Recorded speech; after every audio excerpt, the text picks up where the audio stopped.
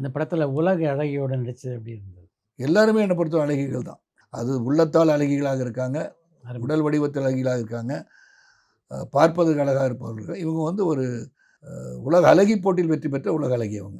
அது என்னன்னா அவங்களுடைய பேக்ரவுண்டுன்னு பார்க்கும்போது, உலக அழகியை தாண்டி ஒரு அமிதாப் பச்சன் அவர்களின் மருமகள், அபிஷேக் பச்சனுடைய மனைவி, அப்புறம் உலக அழகி. இவ்வளோ இருக்கும்போது ஃபர்ஸ்ட் டே வந்து don't you know how to romance Sarath அப்படின்னு சொல்லி மனிதத்தை கேட்டது இன்னும் எனக்கு. ஏன்னா அவர் என்ன சொன்னாலும் இப்படியே கண்டு கையை கொண்டு வரீங்க, you coming like this and then you holding year, அந்த மோதிரத்தை காணும், முத்திரை மோதிரத்தை எங்கே அப்படின்னு நீங்கள் கேட்கணும்னு சொன்னார். இந்த இதில் வந்து யூஸ் ஃபைண்டிங் ஹவு ஒரு ரொமான்டிக்காக டச் பண்ணுறது. எனக்கு என்னென்னா ஒருவேளை my touch should not be taken as a wrong touch. ஏன்னா என்ன வந்து நம்மளை தொட்டு பார்க்கணும்னு ஆசைப்படுறானா நினச்சிருவாங்களோன்ற இன்னும் கைண்ட ஒரு பக்கம் ஓடுது. அது மட்டும் தான் எனக்கு இருந்தது வரைய. Other than that I never thought about இவங்களோட நடிக்கிறனால இப்படி அப்படிலாம் நினைக்கல. And it was very very nice இந்த செட்.